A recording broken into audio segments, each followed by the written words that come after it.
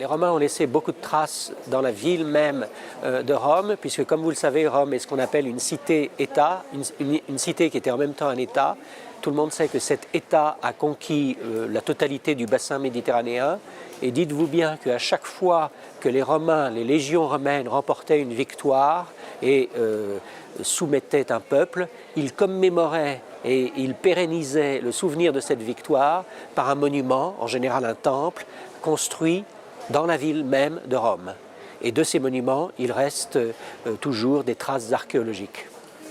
Et aussi, pardonnez-moi, et aussi des mentions dans la littérature. La ville a évolué, la ville est très tôt, a surgi très tôt, puisque aujourd'hui on sait que dès le 8e siècle avant Jésus-Christ, il y a une espèce de projet urbain général, construction d'un mur autour du Palatin, construction d'un palais royal, construction d'une place publique, enfin aménagement d'un pavement artificiel de cette place publique qu'on appelle le Comitium, tout ça à la moitié du 8e siècle avant Jésus-Christ.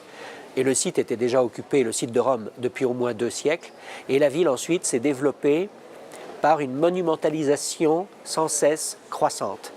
Chaque événement de l'histoire romaine se traduit par un monument. Et chacun des monuments de la ville de Rome est la traduction d'un événement. Ce qu'il reste de la Rome antique aujourd'hui, c'est la Rome impériale de la dernière période. C'est-à-dire la basilique sur le forum, cette énorme basilique que nous appelons basilique de Maxence et que les Allemands appellent la basilique de Constantin. C'est le Colisée que tout le monde connaît. C'est les thermes impériaux qui sont gigantesques, les thermes de Caracalla.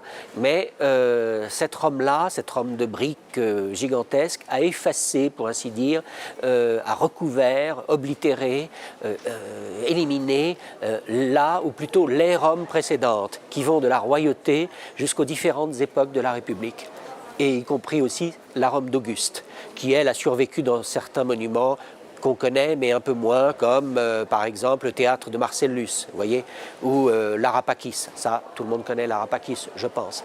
Mais il reste que la Rome des origines à la Rome d'Auguste, ces Roms-là, est moins connue que la Rome impériale des 3e et 4e siècles de notre ère, et c'est la raison pour laquelle j'ai voulu concentrer mon livre sur le surgissement, la naissance d'abord de Rome, et ensuite son développement jusqu'à Auguste, jusqu'à Auguste y compris. Parce que ça nous permet, je crois, de comprendre, de comprendre et d'avoir la réponse à cette grande question, pourquoi Rome et qu'est-ce que c'est que Rome? Qu'est-ce que c'est que cette ville qui est devenue une ville-monde?